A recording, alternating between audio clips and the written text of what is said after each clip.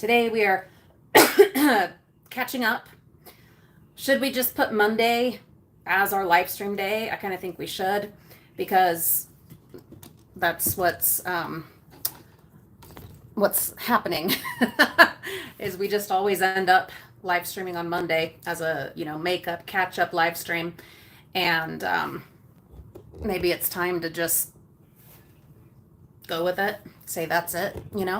Sorry, I have to have you guys plugged in because my battery's low, but that limits like where I can put this. Anyway, sorry. So today, for those that don't know, I live in Utah. And in Utah, we do have natural disasters. Most specifically, we have wildfires, so many wildfires. And in fact, there's some going right now. We also have earthquakes, but luckily, knock on wood, they haven't been horrible here. We haven't had like the big one yet. Well, even without the these other natural disasters and catastrophes, we do still also need to be prepared here, and I do want to talk a little bit about that and things that I'm doing to be prepared. I think I saw. Oh, hi, Crystal, my love. I'm so glad you're here. So, hi, Judy. Hi, Tina. Thanks for being here. So, what I've been doing most of the day, I've mostly been a resting kind of a day because I have doctor's appointments and physical therapy and all those things coming up the rest of the week. And so today I've mostly just, zzz. But what I've also been doing is watching videos. I saw on my news feed that there are more hurricanes coming for Florida and surrounding areas. Luckily, it doesn't look like this next one, I believe it's called Milton. It doesn't look like that one is going to hit North Carolina the way that Helena did. Let's hope not. So I saw that there were 2 more hurricanes coming, and I was like, what? Are you kidding? 2 more? And Mimi, will you put those blinds up? Yeah. Sorry guys, we got some glare. Yeah, Crystal, it is now a Category 5. It is. Yes, thank you so much. So I saw that there's 2 more hurricanes coming. This first one, Milton, and then there'll be another one. I don't think it's been named yet. And this Milton one, yeah, I saw the update. It is up to a Category 5 now. But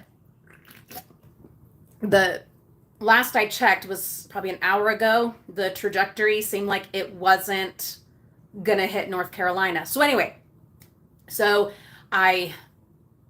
my God, I got onto YouTube, as you do, and thank you for that. Let me see if I can put you guys up here a little bit. Oh, good. There we go. Yeah, Judy, it is. It's bad. Alfie, hello, my love. Alfie, we are talking about the hurricanes that are going on. Well, the one that already happened, and then the ones that are coming up in the Florida area and the Gulf Coast, and then the Atlantic, and oh my God. So I had seen that there were more coming, and I first thought about what things I can do to prepare. And then I got on YouTube, and I'm so glad I did, because this is really informing my thought process in what I can do where I live in Utah, and maybe will inform people in these other areas where, these hurricanes are happening. So hurricanes are not something I ever have to worry about where I live. Hallelujah for that. But there are natural disasters, specifically fire, and earthquakes that happen here in Utah. So it got me thinking about things to prepare, things to have on hand, by watching several videos from folks in North Carolina, specifically the Asheville area, or surrounding, I don't know, hamlets, hollers, I think is one of the words they use. So I was watching these videos, and my God, they and these are residents, not just, people out looking. I think that actually made it worse. Hold on. Sorry, you guys have to be plugged in because I don't have any life on my phone battery, because I was watching all of these videos. And devastating. It looks like a war zone. It looks like an absolute war zone. And we've had flooding is a problem in Utah. I should have added that into our potential disasters. Flooding and flash flood. God, I am on some gummies today. If you follow my grown-up channel, you'll know that. I'm not like high as a kite, but I am using gummies and testing out how they help with my nerve pain and tailbone pain and all of that. So I might be a little less coherent and cohesive today. I apologize.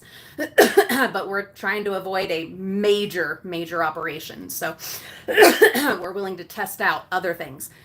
Anyhow, I was looking at what these people recorded in Asheville, and, like the floods that we do get in Utah, luckily not as often, I think. St. George, that's in southern Utah, has had an issue the past 2 years with pretty extreme flash floods, right down their main street. So we do get those here, and there have been some actually really major ones not long ago. But why I was saying that is I was noticing in some of these videos that I was watching of these folks in North Carolina, they were showing how everything had been eroded. And these were just small rivers originally, creeks even. But that was the path ready for the water that came in and just completely eroded their property. So their property is gone. One lady, God, she said, "There goes my property." The American dream, you work to own your home, your little, stamp of land. And if you live by a river, oh, that's so fun to live by a river, until something like this happens every 100 years, and it happens to be you that's there, and it just erodes their entire property. And so once you take out that property, that's that whole foundation of their yard. And barns that people had that were falling in. And then as it got closer and closer to their house, there went their driveway. There goes your car, that was parked on the driveway. And then, unfortunately, for so many people and so many businesses, whole houses, Jesus God, whole houses, So it's not just the weed gummies, but it's also the hormones, the humanness, all of it. This is probably going to be a somewhat emotional live stream. And so if you're not here for that, that's okay. I felt like I needed to live stream anyway. But in talking about this, I needed to talk about it. To not hold in these feelings that I know so many of us are feeling that are outside of it. We're able to send donations, and some of us are able to go out and physically help. But a lot of us are just here, wherever here is, and feeling so helpless, so useless. And it is overwhelming, and these are thoughts that need to be processed while we await the next hurricane.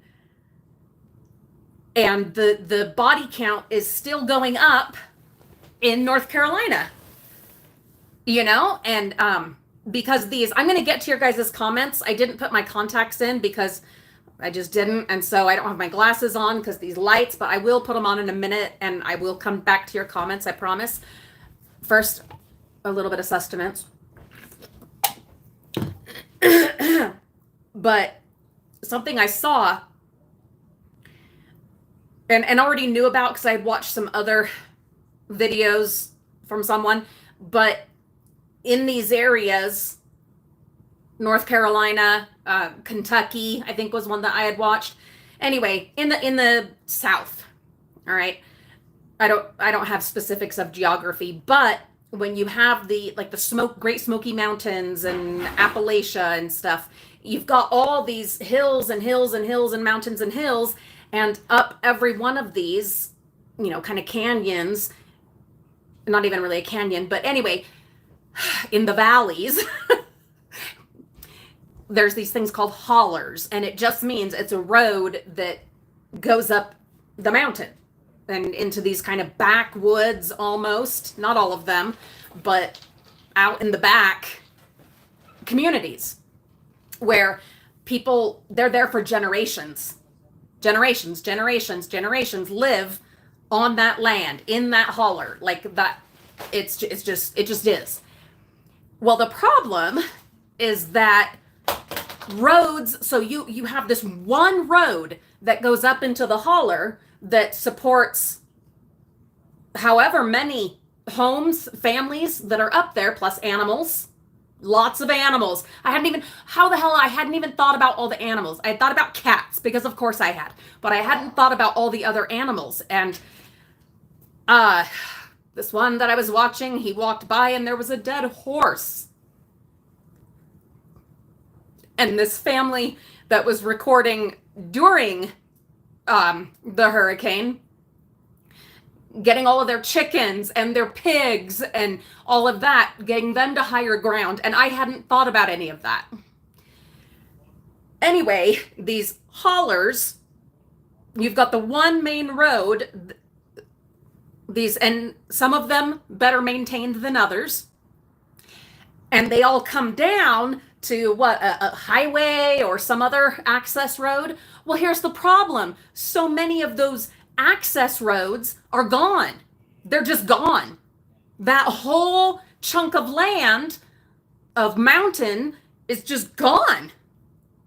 And now there's rocks and debris and whole trees and houses and barns and sheds and cars. And it's all, that's what's there. So even if you have side-by-sides, four-wheelers, there's some cases where nobody can get to them, and no one can get out and no one can get in unless you hike in. There was a guy I was watching who was hiking to Chimney Rock. So it was wild. That was the only way to get where he was going at that point, was on foot.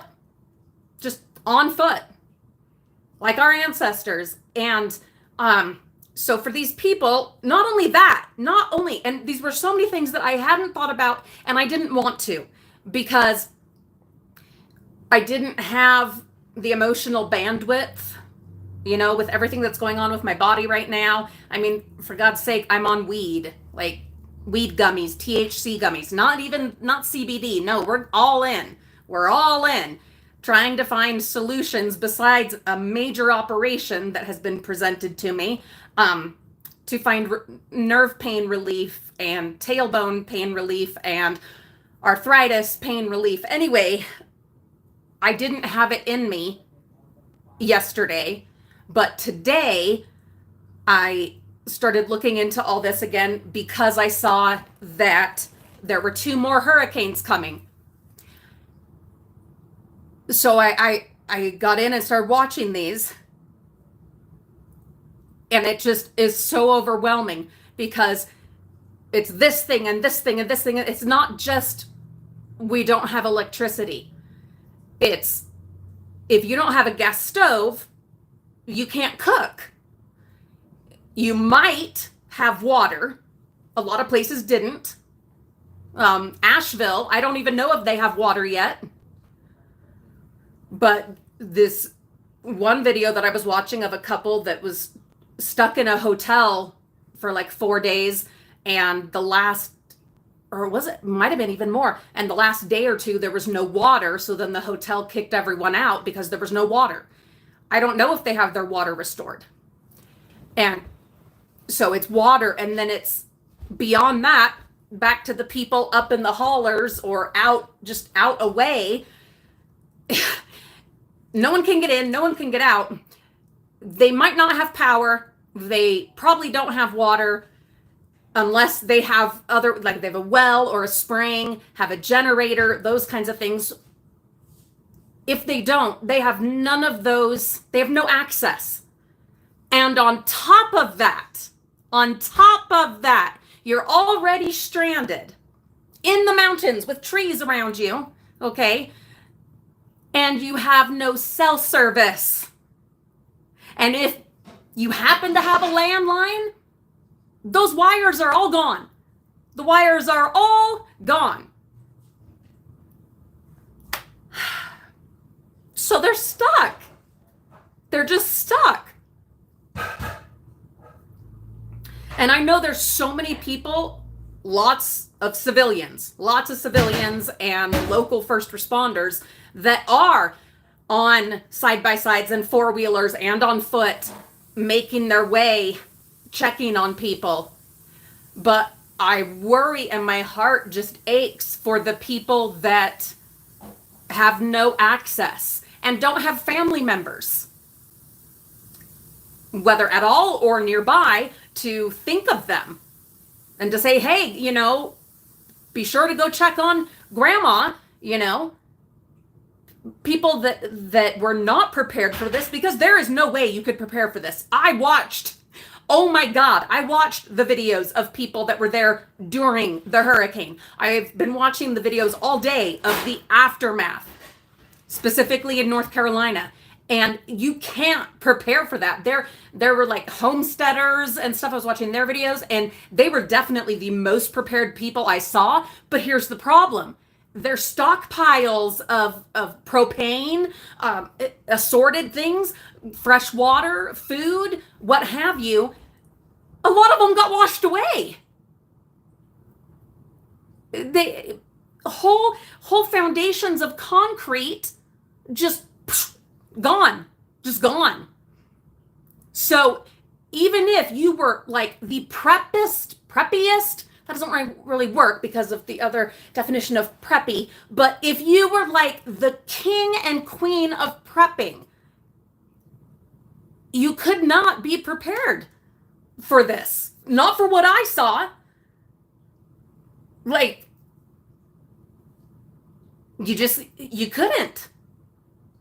This one story, I promise I'm coming back to the comments, I promise, but I need to like unload all of this just for a minute.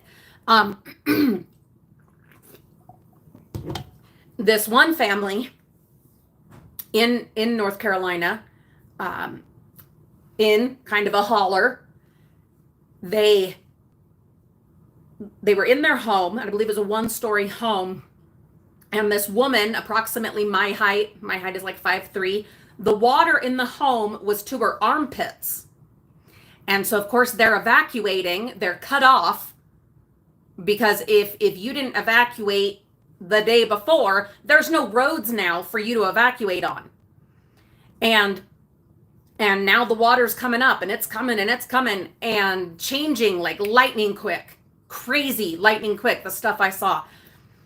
And so this woman, the water is up to her armpits, and she had this thought in her head, I have to get my purse that has my medication. Medication! Hello, I'm on handfuls of medication.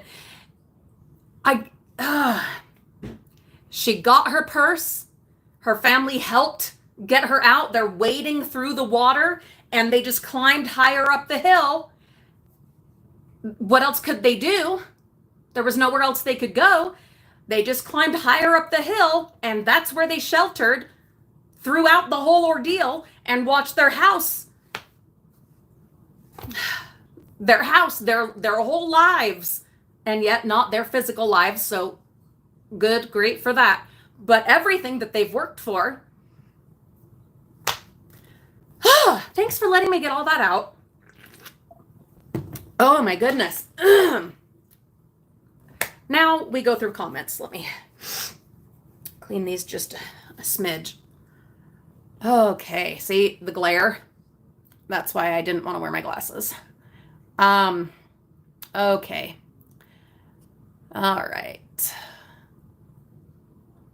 Hello, Vicky. Hello, Lab. Hello, Linnea. Thank you. Crystal, that is a wonderful idea. Include information, identifying information on the collars of your animals, all animals. Phyllis, hello. I'm glad you're here. Oh, that's fantastic. Crystal also said that mule teams are going into the mountains to bring supplies. That is fantastic. Yeah, mules, I didn't even think of mules. They can handle that stuff. They can handle that. That's wonderful. Lab, I'm so sorry. My God, I am so sorry.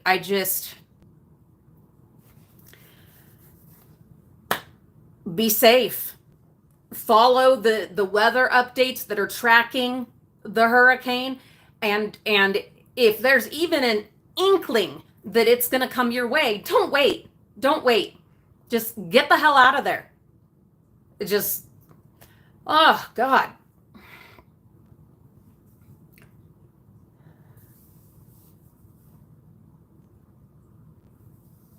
Judy, yeah, I understand. It's so hard with some of the pets because, some animals can maneuver, through this kind of a situation. But like I was saying, in one of the videos I watched, this man who was, going up to these places where roads were gone, there were no more roads. And so he was hiking, there was a dead horse.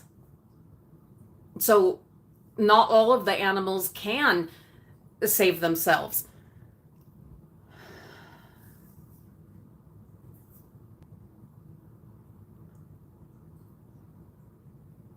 That's good, Judy. I'm guessing you're talking about like bug out bags. That's good.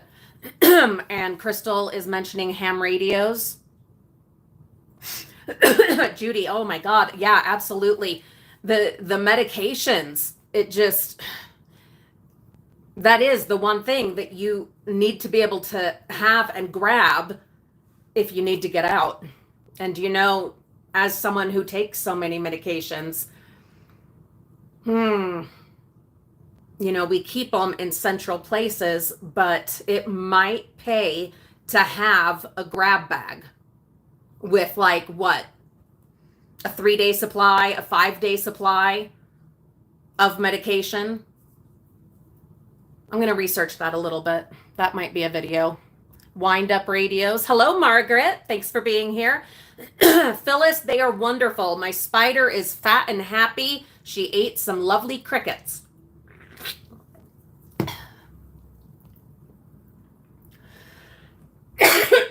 Lab, is there any chance that you can do that today? That you can get water today? Is there any chance at all? Because we know that the closer it gets, it's supposed to, I can't even believe I'm saying this, the next hurricane is supposed to land on Wednesday. I mean, by that time, by any time close to that, the lines are just gonna, what you guys know, I was on some of these videos watching kind of during the flooding and then after the flooding in Asheville, in higher areas, the lines to get gas. It was unbelievable. It was really unbelievable, the lines of cars. And then in one gas station, this was so strange to me, but it all makes sense with everything I was talking about, the people, in these out of the way areas. This one gas station, it had an entire line. I'm talking 40 people all in line to get gas, but just with gas cans. So overwhelming. Margaret, that's wonderful. You've had your operation and gotten rid of bowel cancer. I'm so happy to hear that. That is fantastic. Congratulations. That's wonderful. Lab, yes, please don't wait. You know it's only going to get, people get nuts. I am thinking about doing a video talking about this recent toilet paper situation. And some people wanted to say, oh, it's just that people are trying to get toilet paper to send out to North Carolina. No, they're not. No, they're not. Not here in Utah. They're not. Are there the rare exceptions that, yes, might be buying toilet paper to send? Yes, it's possible. Maybe 1 in 100. But clearing the shelves several days, we're talking several days after the hurricane, many, many days. All of a sudden, everyone's buying all of the toilet paper. The stuff I saw people in the Costco's and the Walmarts, God, it was so disappointing. It was so incredibly disappointing for many reasons. Why were they doing it? Anyone know? Strike. Dock worker strike. Guys, we don't get our toilet paper from overseas. Our toilet paper is made here. In fact, a lot of it is made in Oregon, along with so many other definitely important products that we buy that are made right here in the US of America, and they rely on the trucking system. They don't go through the ports. So a port dock workers strike is not a reason to clean out all of the toilet paper. I couldn't believe it. And then the next day, after seeing all these people with these masses of toilet paper, guess what happened? That's right. They reached an agreement. The strike is over, and you now have a garage full of toilet paper, and stores have learned, and they're not taking returns. So whatever it was you were trying to do, you were going to price gouge people, you were going to have like exorbitant, extortionate rates, whatever. Have fun with your castle made of toilet paper. Yeah, it really was disappointing. It takes 2 seconds to get on your Wi-Fi, to get on your internet and look up, does toilet paper go through the ports?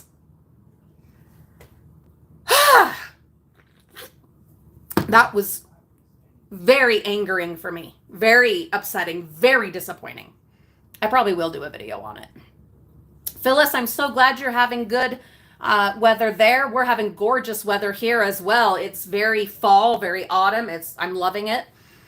Lab has a weather radio. Good. Kitty is out on maneuvers as per usual. Judy, you've got your husband's medications in a Tupperware. Fantastic. Lab, I absolutely understand not wanting to drive at night. I hate driving at night. You've filled up your water jugs. That's fantastic. Check your candles, batteries, and your flashlight. You know the stuff to do. And while you're waiting, to, go to the store tomorrow, God, you can be working on those other things for safety.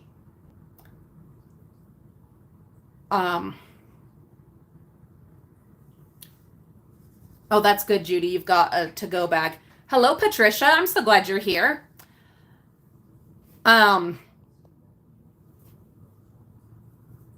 God. I hope it doesn't turn, Patricia. Jesus, I am so sorry.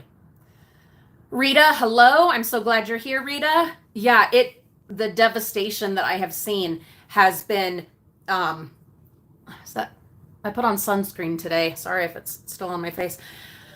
The devastation has been overwhelming. Absolutely overwhelming.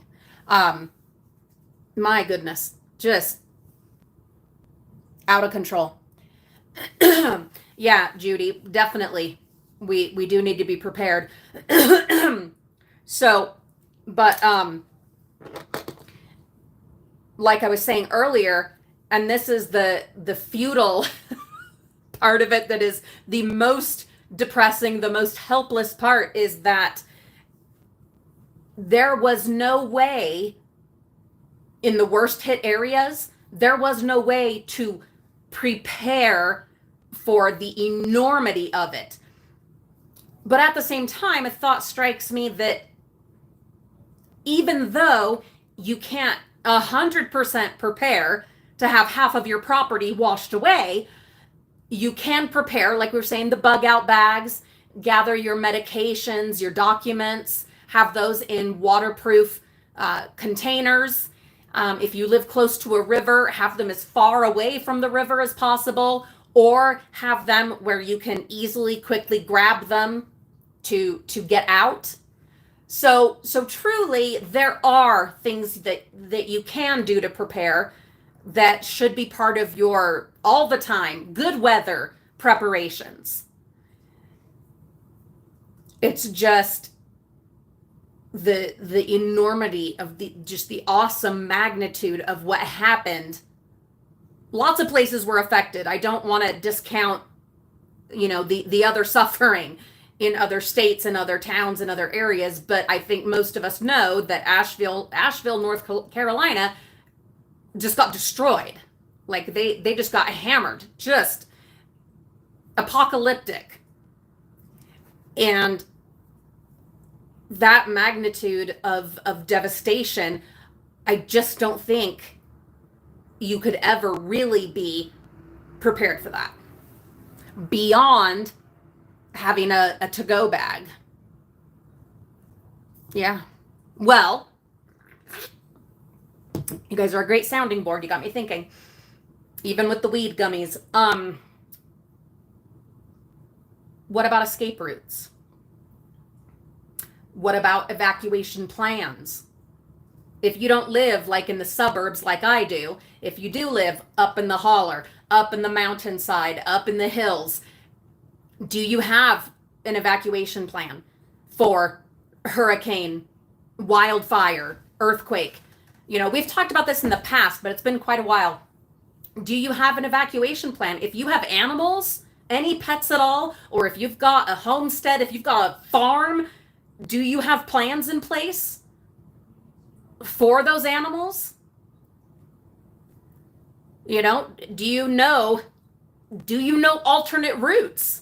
Because something that I saw in these videos I was watching, people were still able to get to some people by going all the way around and over here and, having local people guiding some, emergency responders and volunteers, because main roads are gone. The normal route that you don't even think about anymore, that your brain has memorized, that gets you home, if that route is gone, do you know the other ways? If there's fire, if there's flood, if the road has gone, do you know any other routes that you can take in a car? Do you know ways to get out on foot? Escape routes, evacuation plans. I still stand behind my assertion that no, you could never be 100% prepared for this. Not to that magnitude. But there are definitely things that you can do to prepare. For instance, one that everyone talks about, having a meeting place. Because like I said, people didn't have internet. They didn't have cell phone service for quite a while. And so do you have a place where, okay, everybody knows this is where we need to get to? Hopefully that place doesn't get washed away. Oh, God. But a designated meeting place, because if you don't have phones, you can't get a hold of each other. At least that's the place we're all going to try to get to. Whether you'll be able to or not is another story, but that's what I'm saying. You can't prepare for every possible eventuality. You have to have general things in place and agreed upon and know what they are and where they are. And then from there, it's down to adapting and surviving. Anyway.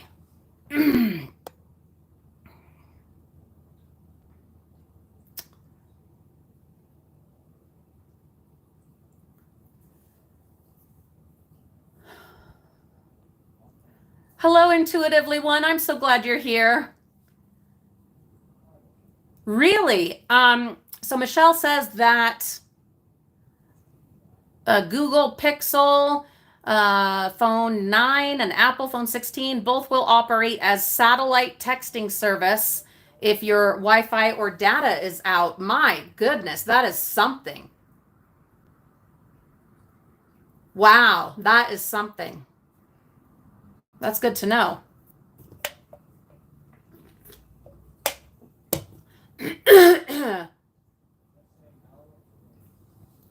Tina says that a YouTuber in Florida is evacuating. She said her area hasn't had a hurricane in 103 years. You see what I'm talking about? Some of these areas, they don't get hurricanes. It just doesn't happen. It's happening now, but it doesn't normally. So where I talk about we want to be prepared for fire danger because that's such a big deal in Utah, some people I think would erroneously say, well, why didn't they prepare this or prepare that? Aren't they used to hurricanes? No. In Asheville, North Carolina, no, they're not used to hurricanes. So they're not prepared for hurricanes. I hope that as we are going through all of this, that together we can kind of have that, ability for rational thought and to think things through, especially before we get judgy, because that happens in comment sections, you guys know, and definitely have some grace, because this is terrifying and this is devastating for so many people. And no, they are not necessarily in an area that normally gets this kind of thing. And in fact, more likely not. Donna lives where it's going to make landfall. I do hope that you have somewhere to go. And Donna, as I was saying earlier, please just get the hell out of there as soon as possible. It's not worth taking the chance. Could the storm turn last minute? Yes, it could. Yes, it absolutely can. That happens. Of course it does. The storm goes off another way. But what if it doesn't? It's not worth taking the chance. And then if you wait until there's a mandatory evacuation, then what? The roads, they're a parking lot.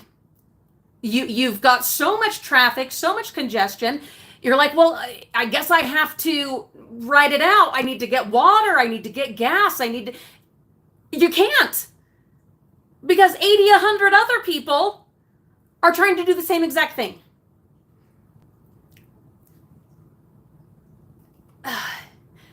How lucky we are. I'm trying so hard to focus on some of the positives here, because otherwise it's just so depressing. And as I said earlier, I live in a body that is not cooperating with me. Really not cooperating. And some things coming up and so many appointments and kind of starting to lose my mind a little bit. We got to focus on some positive things. So for our friends that are in the line of the hurricane, in the path of the hurricane, how wonderful is it that we know there's a path, that we have radar and satellite and all of these things, that, guys, quiet please, all of this technology that can give us warning. You guys are talking about a hurricane in like 1914 or something. They didn't have satellite data and weather forecasting and a projected path for the tornado. And we do. And often we get several days notice that at least, there's a tropical storm, and so you hear there's a tropical storm. Well, then you start thinking, okay, well, I live in an area, that's generally prone, right? So, you know what? While I'm taking the kids to school, maybe I'll stop and grab some jugs of water. Maybe I'll fill up the gas tank. And after work every day this week, you know what? I'm just gonna top it off. I'm just gonna stop and top it off. It's gonna take 10 minutes. And while I'm there, I'm gonna grab some jerky and some Powerade and some Tylenol. I'm gonna grab some things. One small thing of toilet paper. You start thinking, and then as the meteorologists are saying, they have more information. They're getting more certain about this is going to be a hurricane. In fact, this is going to be a hell of a hurricane. And we are pretty damn sure that this is the path it's going to take. That's when you start saying, okay, I've had a couple days notice. I've bought water and I've bought this and I bought that. I've packed my medications just in case. I've got my legal documents just in case everything is in waterproof bags. And I've got it in a backpack. It's right by the door. Oh, I live by a river and I have animals. I've done this, this, and this. And then you get another update that says, you know what? It's coming. It's going to be awful and it's coming right to you. You have a day. Hopefully, by that point, you will have an evacuation plan. Several evacuation plans. Hopefully those bags are packed and your most precious possessions are packed and the animals have been taken care of and the gas tank is full and the camper is full of water in jugs so that then you can go. But even better if you can go before that, which I know is not a luxury that everyone enjoys. Because where are you going to go? That's the other thing. Something to think about, guys. Where are they going to go? Where would you go? I have family members. We could go crash at their house. We have some emergency funds, not a fortune. Mimi. So we could stay in a hotel a couple of nights at least. But not forever. And then what if, as I saw in Asheville, if the water is shut off and the hotel makes everyone leave because there is no water, then where do you go? So I know there are temporary shelters. The Red Cross sets up stuff. Churches set up stuff. FEMA sets up stuff, whatever. But how will you find out? One thing I saw in Asheville, that a couple that they were the ones that got stuck in a hotel for a few days there, they found out from other people that were stranded where Wi-Fi hotspots were. Because the internet was down, phone lines down, electricity gone, water not working. But there were some Wi-Fi spots. And so, so-and-so would tell so-and-so would tell so-and-so, and they would know, okay, over at the Holiday Inn, they have a Wi-Fi hotspot. I can get over there to text, to call, to whatever. So many things to think about. So many things. Oh, that's wonderful, Crystal. She talks about there are a lot of places right now that are offering stalls for livestock.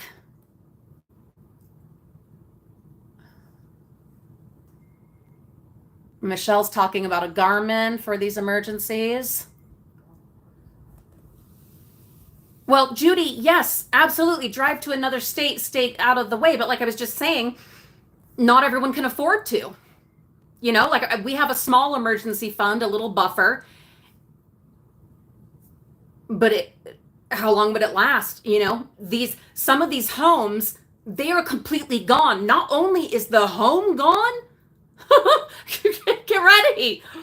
As a homeowner, this has been so, just as a person, as a human, this has been overwhelming. But not only is the house gone, but the whole half acre that the house and the yard and the garden and the polytunnel and the barn, that's all gone.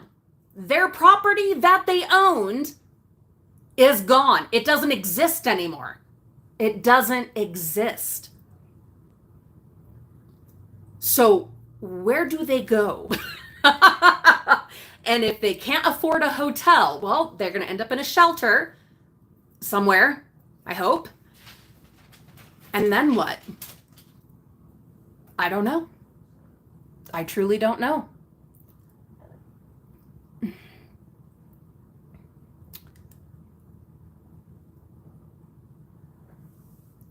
Tina, the elderly, absolutely. And yeah, when these ones go through these, when these hurricanes go into places that have never had them in recorded history, they're not prepared. They are not prepared. They're not living in Tampa, which, sending all my love to Tampa and everybody there. But there you might have hurricane shutters, and certain things. I don't know what those things would be. A siren, maybe, and evacuation plans, with the city and different things in place because you get hurricanes, right? Asheville, North Carolina did not. They were so far from the ocean. That's the thing about this. Sorry, glasses. I feel like I'm like a professor, but it's because of the lights.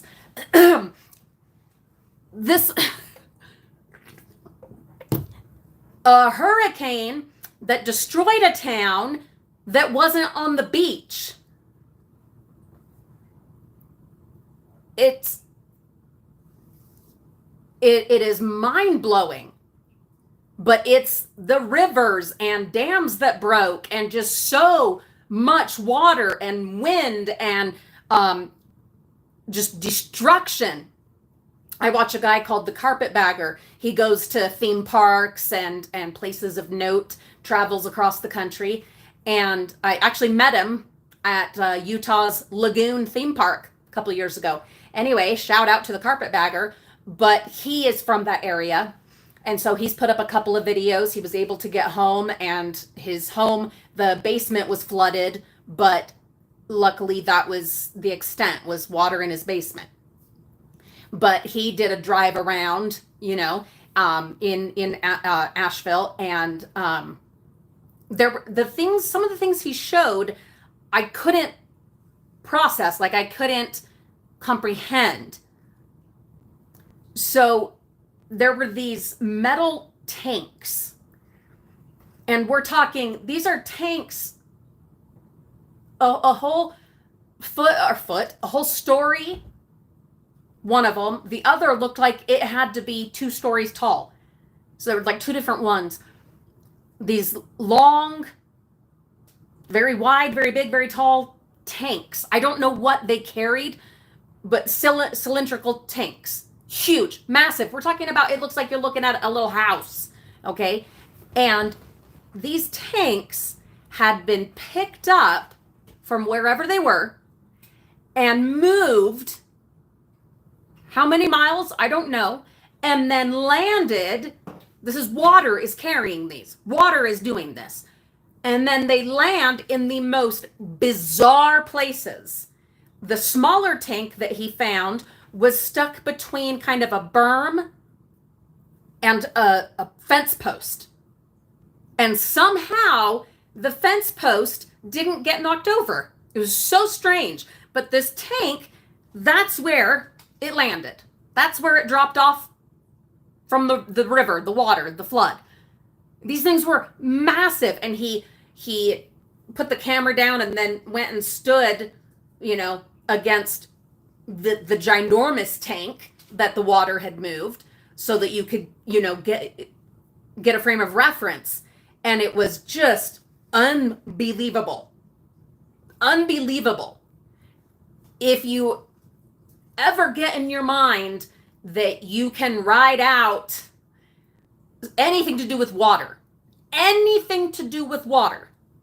you're wrong. You're wrong. The human body, as resilient as it is also incredibly fragile when it comes to nature. You're just some toothpicks and and some meat and some organs, okay? Like it's these tanks, ginormous. What's a human body? Be careful. Oh my God. Better to be safe than sorry. Absolutely. And the elderly, I worry so much for them. I do. Oh God,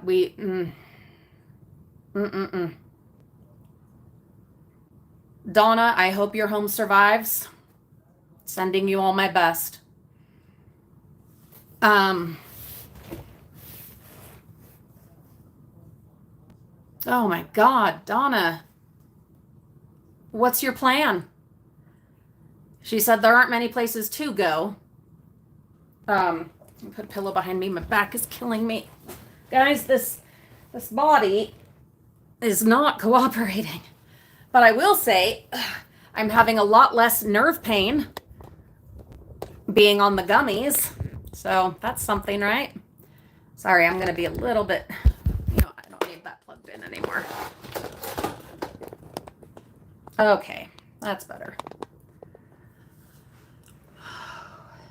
Oh, Crystal, absolutely. If you have animals, let them loose. If you know that you're going to have to leave, let them loose. Let the animals loose. Then at least they have a fighting chance. Oh, God.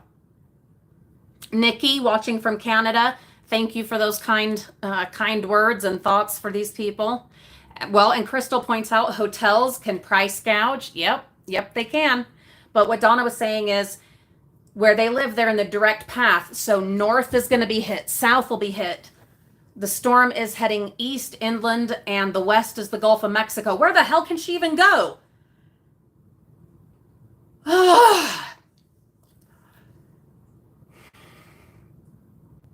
Patricia's saying they had looters. Margaret, all my best to you. Thank you so much for spending some time with us. The water. So this one video that I watched, it was the couple, and they had just been passing through, but things changed.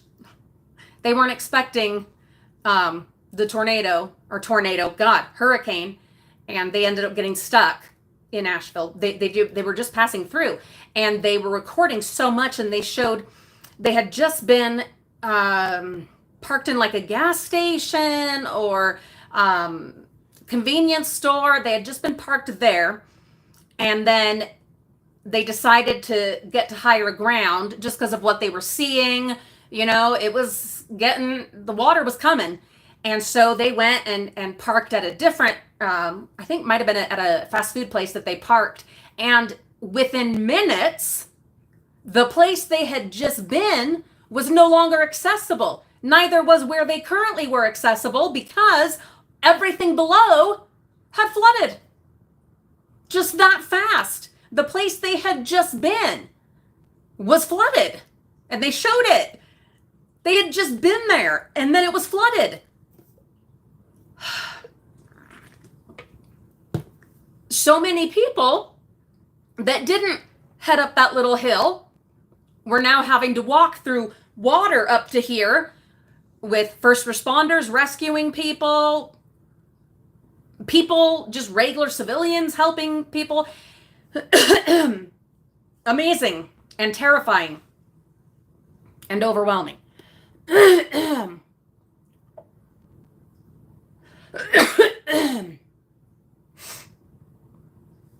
Oh, Kaza was confused. She didn't know what we were talking about.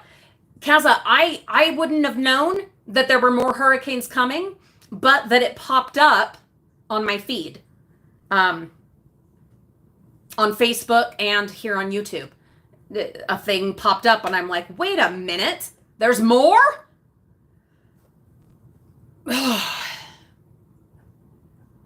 Lab, I am so happy to be doing a video, to be live with you.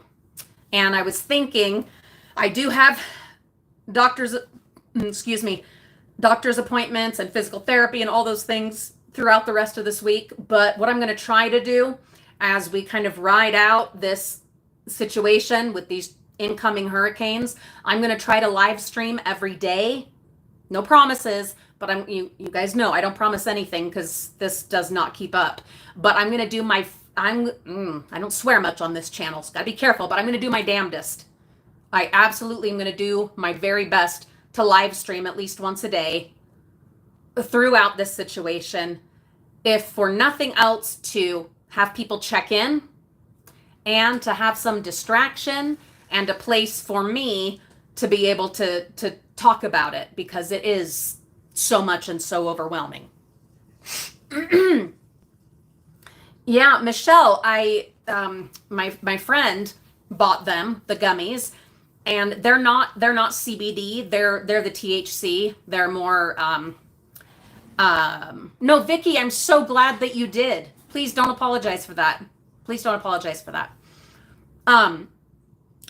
Yeah, these ones, they're, I mean, it's weed. It is what it is. But I have absolutely had less of the pain today. This, she's in here. This Reggie, I'm on a thing. Hi, these babies. But I'm going to go for a walk this evening to test the sciatic nerve and see if the gummies are helping that situation. And I'm not high as a kite. I can function, and I just very small doses throughout the day. But I'm going to go for a walk and see how the sciatic nerve is doing. But as far as sitting, I've done several things while sitting down, and but I'm also using the ice packs a lot today on the tailbone. But I will say that it has been less. There's been less of that pain. I don't know. So the plan is, since I am seeing the doctor, a couple of different doctors, I wish I would have started trying the gummies a couple of days ago to get a better picture, you know, but I am going to talk to them about getting a medical marijuana card for here in Utah.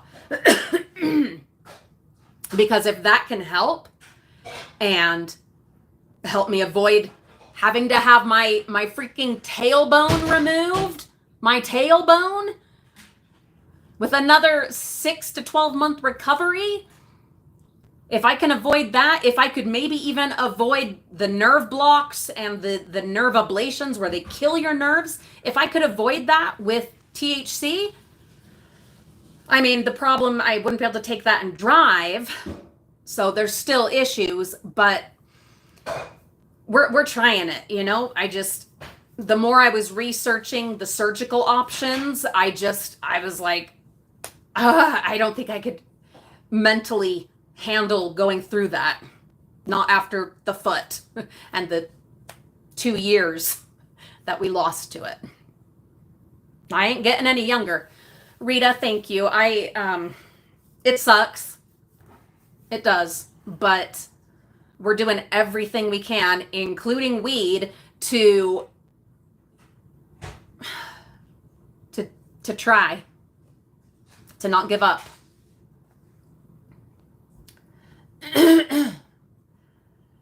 Vicky, I'm glad your doctor was able to help you. Yeah, Crystal, if you can put your animals out in the pasture, if the water's coming and you know you can get your human family out, but you can't get your animal family out, let them loose, put them out in the pasture, give them a fighting chance to get to higher ground, to get to somewhere else. Will all of them make it? Probably not, but a lot more than if you just leave them in the pens and the flood comes. Horrible thing to have to think about. Kaza, I completely agree. She's praising the first responders out there helping people, and I 100% agree, but I will tell you, another thing that I saw on these videos that they talked about or that they showed was that a huge part of the response for the first couple days, definitely, was all locals, residents, people in the area. people that know the area, people that were already there, getting on their tractors and their skid, what are they called? They're like a little mini tractor, getting on their four-wheelers, getting in their boats, and going and checking on people and rescuing people or bringing supplies to people. So yes, absolutely, the first responders, we're so grateful. But I'm also grateful to the neighbors. The neighbors maybe the other side of town that didn't get destroyed or whatever, you know, in whichever place, that said, okay, me and mine, we made it through. But I know that on the other side of town where there's the river, or up in this place where they have a creek, they're going to be a lot more affected. So because I have fared so well, I'm going to go check on them. I'm going to go see if I can help them. My stockpile didn't get washed away. I'm going to pack up what I can in my tractor, and I'm going to make my way over there and see what people need. Think about, oh, another one just hit me. Formula. Oh my God. I had a very hard time breastfeeding my children. And so I was not able to do it for very long with any of them. And so they ended up being formula fed babies. What are they supposed to do? One time with Olivia, my oldest, we were at a park, and I had just been in a rush that morning. We were meeting friends, and it just, one of those situations, I had my diaper bag packed and I forgot the formula. She already had a bottle, and maybe I thought we weren't going to be gone very long. I don't know. But I didn't have any formula. Reggie, quiet or shut that door. He's on the Minecraft with cousins. I ended up having to ask a complete stranger. I had to ask a complete stranger for formula so that I could feed Olivia at the park. What are these people? Oh.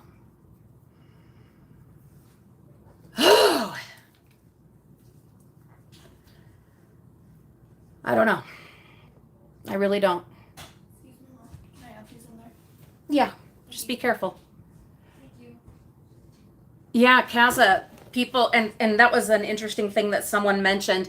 We are in a lot of turmoil here in the US coming up on election.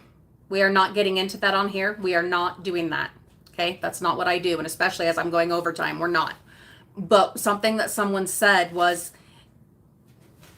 in that situation, it didn't matter what party you were affiliated with. It didn't matter what any of your political views were. None of that mattered. It didn't matter. Everybody was friends. Everybody was neighbors. In a parking lot, there were people going around, you know, you would talk to the car parked next to you, and they would come and, you know, go around because they had managed to get, you know, water. They filled up the whole back of their car with water, and this one has fresh fruit and vegetables, and this one has some bread, and this one has some diapers.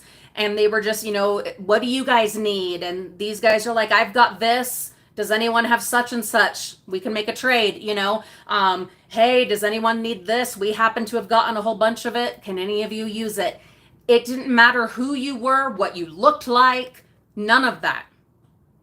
It was just survival and fellowship and compassion and humanity. It was humanity. Now, that's not the case in all situations, obviously. But that was what I was seeing in these videos in North Carolina.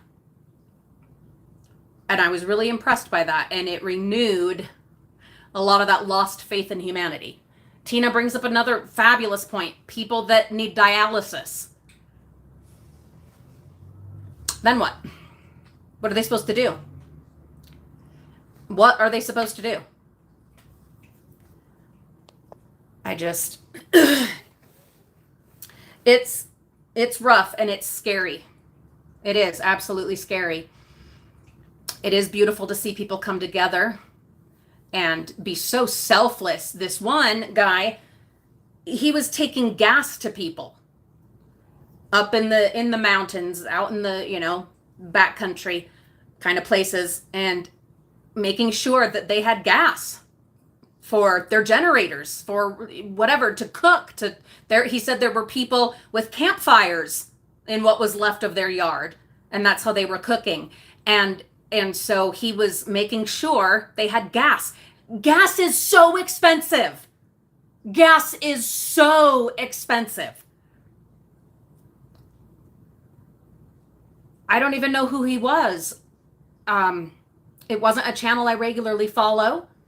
It just happened to be a video about what was going on. And I was so impressed that, the selflessness. Gas. So expensive. Hi, Kristen. I'm so glad you're here, and I'm glad we went overtime so that you were able to join us. Look, it's rough. Everyone in those areas that's already been hit, that's going to get hit again, or this is going to be the first time for them with, yes, 2 more hurricanes coming this week. Not to me. I'm in Utah. Guys, you guys know, what you need to do to prepare. You know what you need to do to prepare. If there is the remotest chance, teeniest, tiniest chance that it's going to come through your neighborhood, then please find a way to get out. And I know that's hard. And there are so many extenuating circumstances where you're like, you know what, Julie, I can't. So-and-so's on dialysis. I don't have a car. Where would I go? I understand. But if at all possible, oh God, just get out. Yeah, Chimney Rock, Kathy, I was watching a video about that. A young man hiked up into the Chimney Rock community. Devastated. There weren't roads. He had to hike. And all along where the roads had been, you would see all the infrastructure, the pipes, the wires. There was, the ones that are below ground, the ones above ground that were now all on the ground. And this young man was hiking up into there. And it just, yes, Kaza, Jesus Christ, there are 2 more.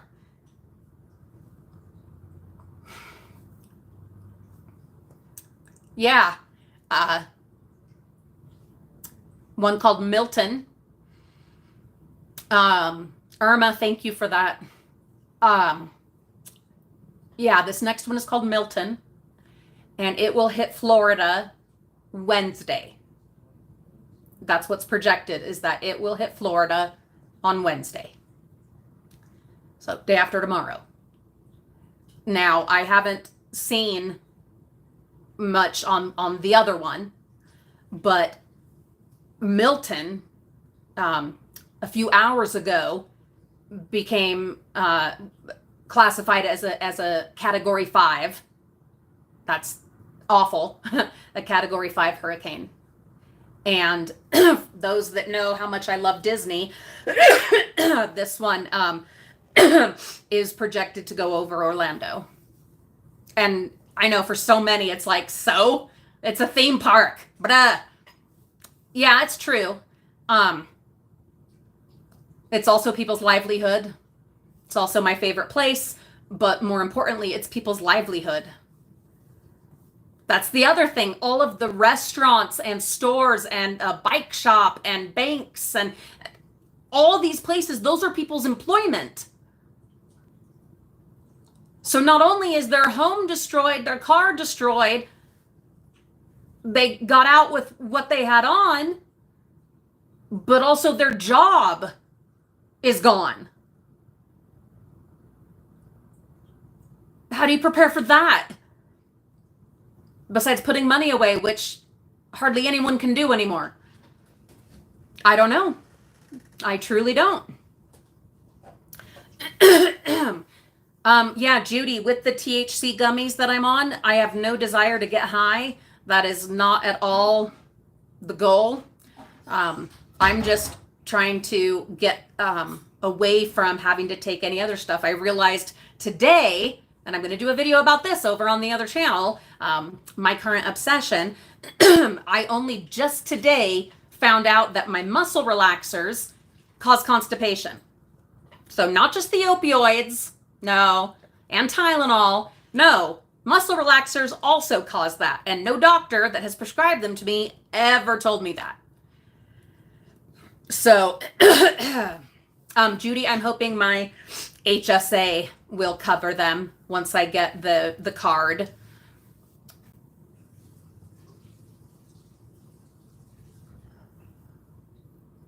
Kathy McCoy said that they had no power for a week in Shelby, North Carolina.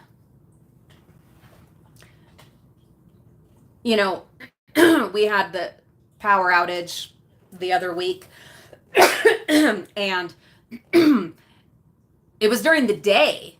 It was in the daytime, and it was so inconvenient. It was out for like 3 hours. 3 hours. And it was just like, we don't have the stove because we don't have a gas stove. We don't have a microwave. You know, there's the fridge. We can't charge our phones. We can't watch TV. You know, just all that nonsense. Nonsense. A week? A week with Kaza is asking about insurance coverage. It depends on the insurance.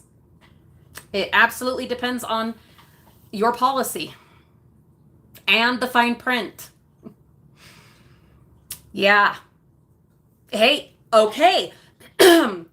Here is another way we can be not helpless. Check on your insurance. If you are a property owner, and I need to do this, check on your insurance. See what all is covered. Get an agent on the line and confirm exactly what is covered. That is a great idea.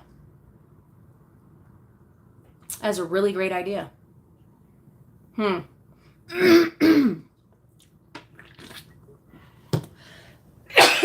So that's something that we can do to prepare. Wherever you live, not, looking for hurricane coverage here in Utah, but to find out exactly what your insurance covers. Or there's also renter's insurance, et cetera, et cetera. Get a hold of an agent and find out exactly what your policy covers. And you may know the likely disasters that you'll potentially deal with. Like I said, in our area, it's going to be fires, possibly earthquakes, and then in certain areas of Utah, flooding. And so, what's covered? Get a hold of your agent. Find out exactly what's covered and how much is your coverage and what are the requirements for getting an agent, an assessor, or whatever to come out and assess find out those things and be prepared for the worst. So that then when these once in 100 years storms happen, 3 in a week, or not a week, but 2 weeks, and et cetera, you're prepared. It's better to know and never need it than to not know, and then you get to the situation, or it gets to you, and you don't know. You don't know your details. And not only that, you weren't able to grab your documents, so you don't even know necessarily. I know there's a lot of people that don't even know who their home is insured through. I do know who ours is because we have a bundle. But I know plenty of people don't know because they're not the spouse or partner that handles those details. So they don't even know who their house is covered by, let alone what it covers or who to contact. We're going to talk more about this. Like I said, through the hurricanes, every day this week, I cannot give a guaranteed time because I do have doctor's appointments, procedures, physical therapy, blah, da, da, da, da. Going to get the results of the MRI tomorrow. But I'm going to try every day to live stream. Excuse me, so that we can talk together and maybe even research. Might bring the laptop over. We can research, look for more things that we can do to be prepared for whatever natural disasters we're prone to wherever we live. Whether you're in Tornado Alley, you're over on the coast and worrying about hurricanes, you're worrying about tsunamis, you're worrying about a freeze, you're worrying about a flood, all of those things. What can we do? That is one of the hardest things in these disaster situations, in any kind of calamity, is the lack of control leading up to it and then after. The lack of control, having a body that's falling apart, the lack of control. Those things are so frustrating and soul destroying. So I think that's what we're going to focus on in these daily live streams through the rest of this week, is what else can we do to be prepared, to have even a smidgen of control in this uncontrollable situation. I hope you'll come with ideas. I will try to let you know as early as possible what time these daily live streams will be. But like I said, I have doctor's appointments and procedures and imaging to do. And those are all at various times. But please come with, we've got info right here. We've got experiences right here. Bring your knowledge, bring your experience, bring your tips, ideas, suggestions, and let's share them. And let's be as prepared as we can be. And also, let's know when to get out. Oh, God.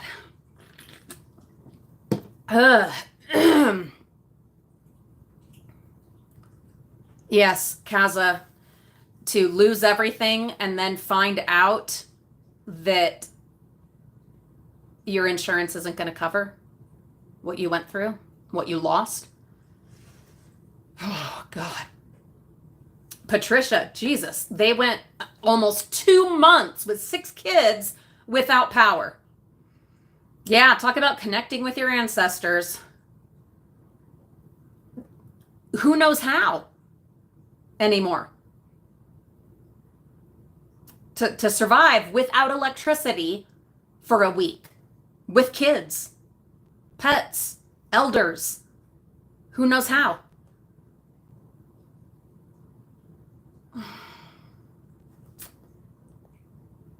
These are things we're going to talk about.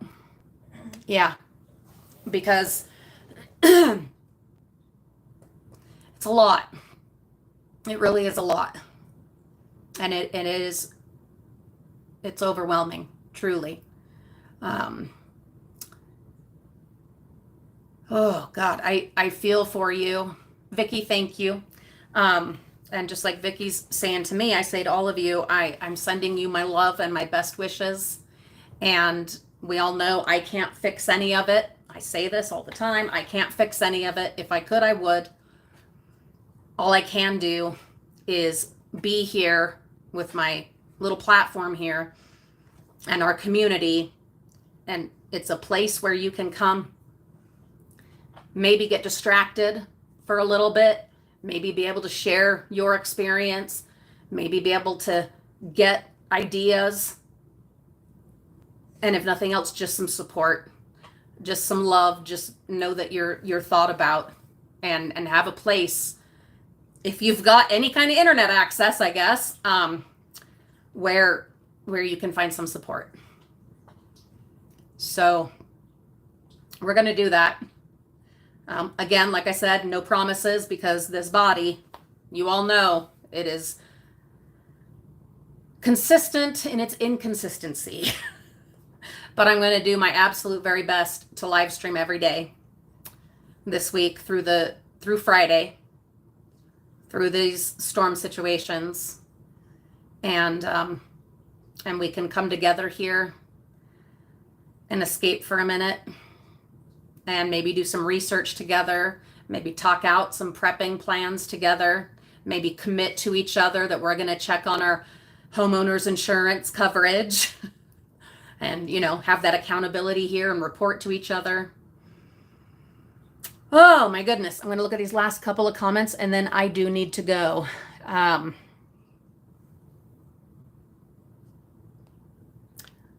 Crystal at Diving with Purpose is getting these stats out. Jesus God. Oh my God. Patricia, I am so glad that it's helpful to you to be able to talk about it. And that's what I'm saying. That's what this is. I can't fix it. I can't save you. I can beg you to get out early. I can advise you to get out early. I can remind you of your list of things to prepare. But in the end, all I really can do is just be a listening ear and someone to distract you.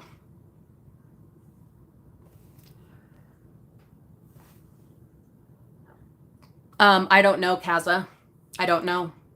Because it's not supposed to hit till Wednesday. She's asking if there's evacuation things in place. No, because they have the projected path based on their technology, the meteorologists.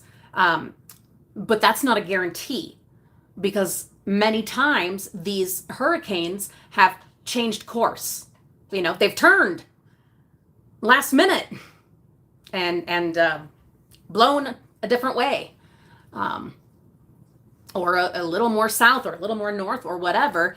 And so you end up with rather broad swaths of potential areas that, will be impacted. And then as it gets closer, they, can narrow in on, okay, well, we think for sure it's going to hit Tampa and it's going to hit, et cetera, et cetera.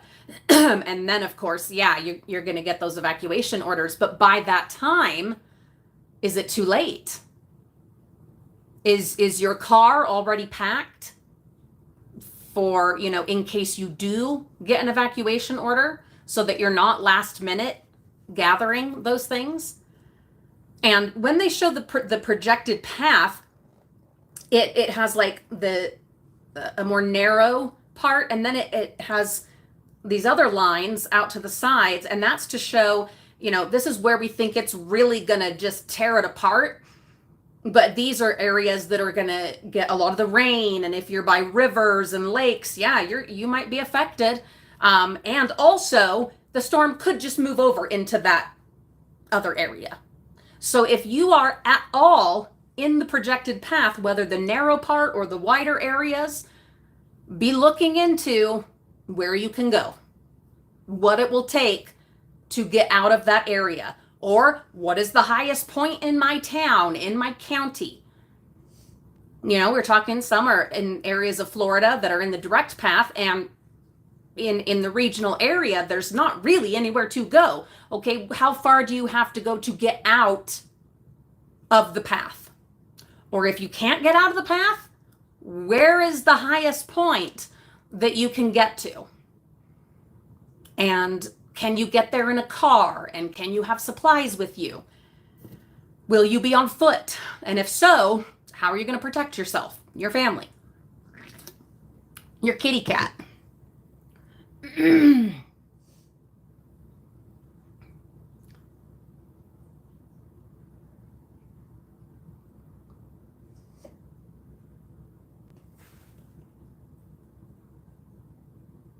Oh my God, Crystal, you're scaring me. I'm gonna check some updates. Guys, get out.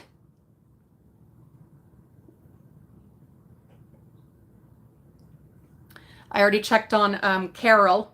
You guys know Carol, our longtime friend of the channel, been with us from the very beginning, that we've had the great pleasure of meeting up with several times in Florida at Disney World and stuff.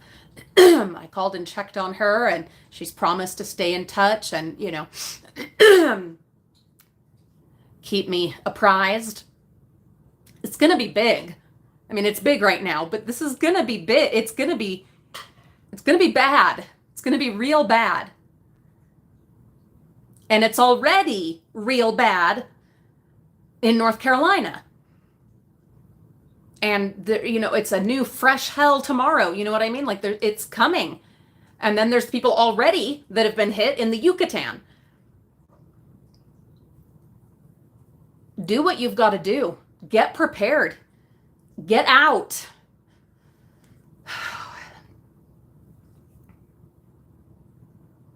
Lab, please, God, Lab.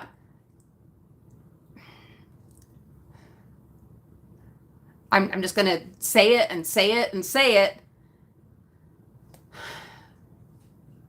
Get your stuff.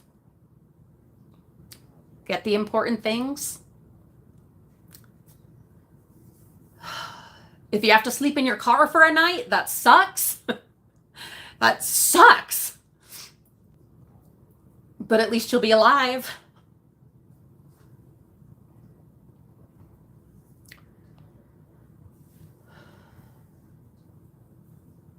Absolutely, Donna, absolutely.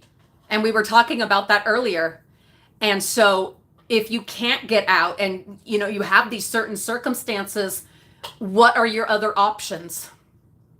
What are your other options? There was a family that I was talking about earlier that I'd seen on another video, and all they could do was get out of the house and climb up the hill. That was all they could do. There was nowhere else they could go. And so they just climbed further up the hill. Excuse me. You know how it is when I've got carbonation. I'm burpy. Whatever your circumstances, within those circumstances, what can you do? What do you have control of? What can you prepare? How can you evacuate? And if you can't evacuate, what are your best options for survival? I can't believe I'm even saying this. Oh.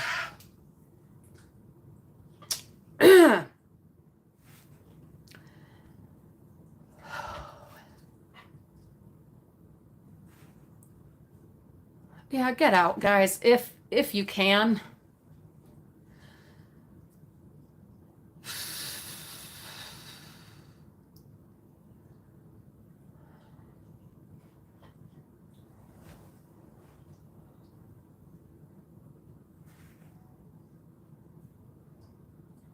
Oh, Judy's talking about how I mentioned that muscle relaxers cause constipation, which I'll be talking about over on my Grown Up channel. And that's a huge part of why I'm doing this THC trial today.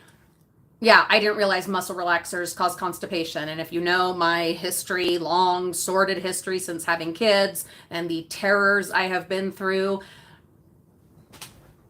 gastrointestinally, you'll know that, yeah, it was like, nope. We're done with those. Now what? Now what?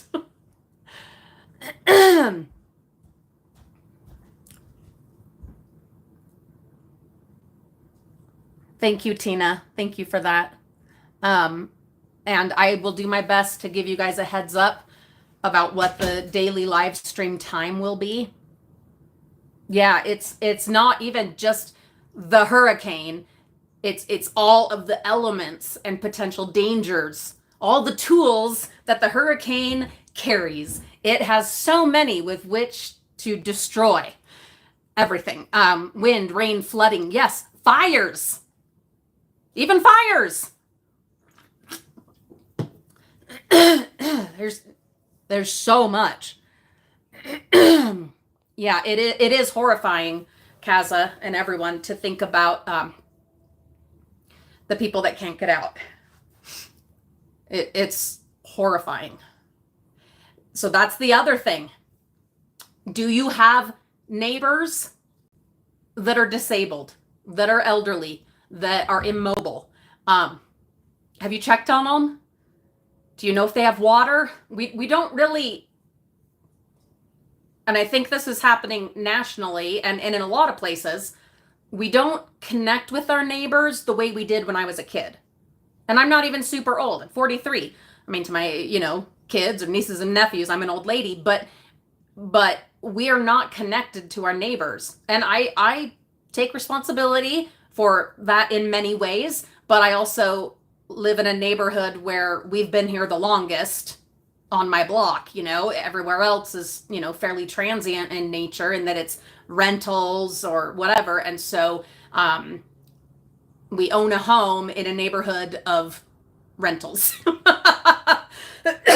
So it's tricky getting to know your neighbors, but that's just excuses. I'm just making excuses. I do have some social anxiety that's developed over the past few years, and all the other reasons. We're not connected to our neighbors the way we used to be. But I would implore you, I would beg you, if you know of neighbors way up back in the holler, way down that mountain road, over here, over there, that have special needs, situations that are going to make it almost impossible for them to get out, have you checked on them?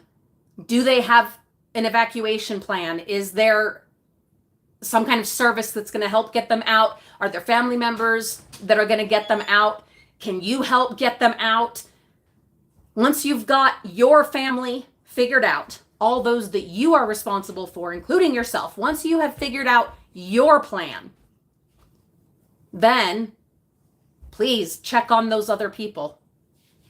Sometimes, it's going to feel weird to go knock on the door. We've never actually met. I haven't even brought you like cookies at Christmas, but we have a hurricane coming. Are you okay? Are you guys getting out? Do you have water on hand? Do you have a generator? Do you need anything for it? Do you need help getting the heck out of here? Hi, my name's Julie. Like just get out there and get to know people, because you might save a life, for one. And if you all hunker down, you might be relying on each other after the storm.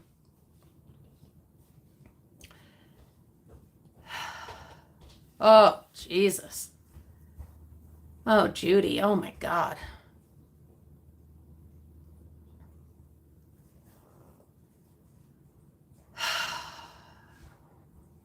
That's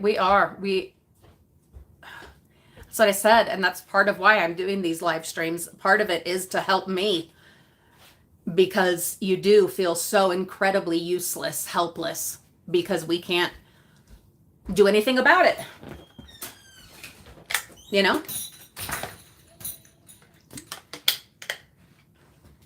Oh, and it's terrifying.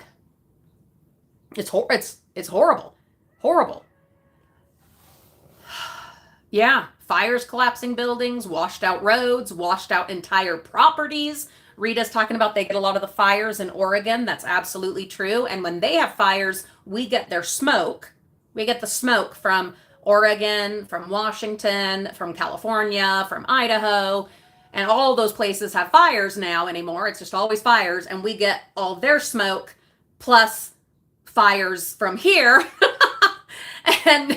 And then we're surrounded by mountains, so it comes in and it all just sits there.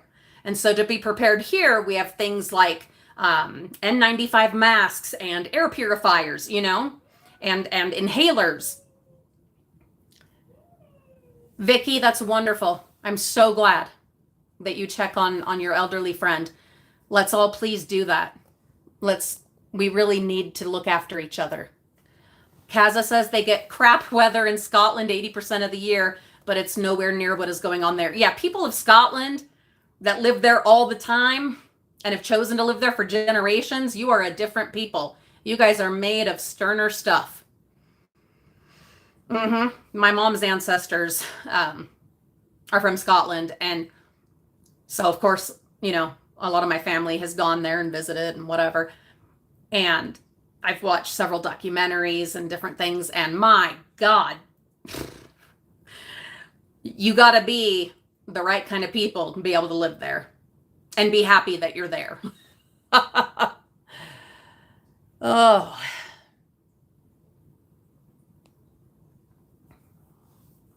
you're right, Kaza. It is frustrating and heartbreaking that it often takes these kinds of disasters for people to drop all their labels and their persuasions and their all of it, to drop all of it and survive.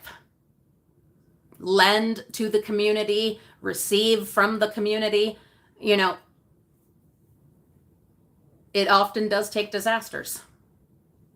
In fact, usually it takes disasters. Yes, Tina, absolutely. We are here to talk, to vent, to share information, to share love. This chair is squeaky. That is what we're here for. Yeah. And just to not be alone. It's really nice to not be alone. But, reminder, speaking of alone, check on your neighbors. Check on your neighbors. Do they have disabled kids? Do they have family members in wheelchairs or on dialysis or on oxygen? People on oxygen. There's another one. Do they have extra tanks? Who's going to carry the extra oxygen tanks? Do they have all the tubing and stuff that they need? My God. Crystal, you be safe too. And thank you so much for being here and sharing so much information so that we really can get the gravity of this situation.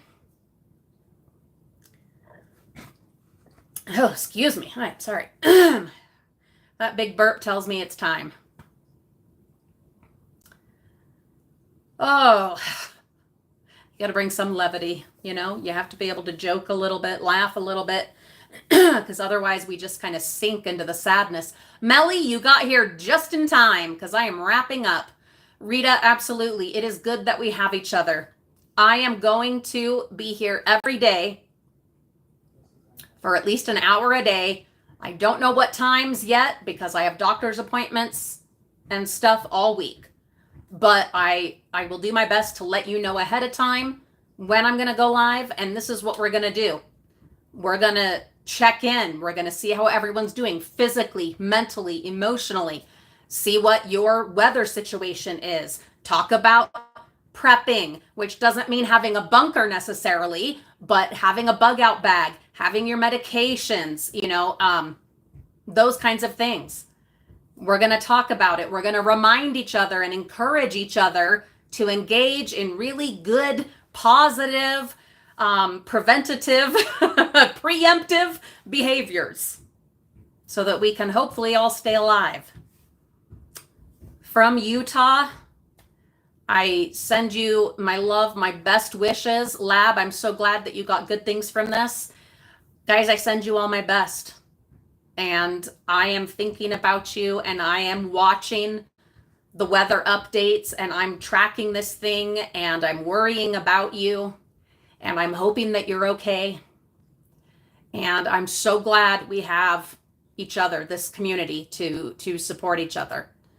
You guys help me so much being patient with me in this crumble down body and the things that I'm going through that seem to never end.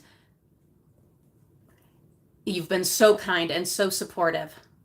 And then we've got people going through all these storms and disasters and destructions, and we can come together. And though we can't fix it, none of you can fix this body, and I can't fix your property. We can't. But that's okay. We can still support each other. And for me personally, that counts for a hell of a lot. I don't expect you to come and repair my spine and slow down the progression of this disease. You can't. Just as I can't come put your road back in. But we can listen to each other, and we can share, and we can support. And I'm so grateful for that. I'm so grateful. I'm glad to have all of you. I'm so grateful. Anyhow, I'm going to go. I've got things to do, dinner to make, etc. So you all be safe out there, as safe as you possibly can be. Don't wait. Don't wait to stock up, if at all possible. If at all possible, don't wait to stock up on necessary things and get them into your car or into a bug out bag. Get ready, because it's all going to sell out and the lines are going to be crazy. All right. I will check in with you guys again tomorrow. Have a beautiful night. Watch out for each other, and we'll see you all real soon.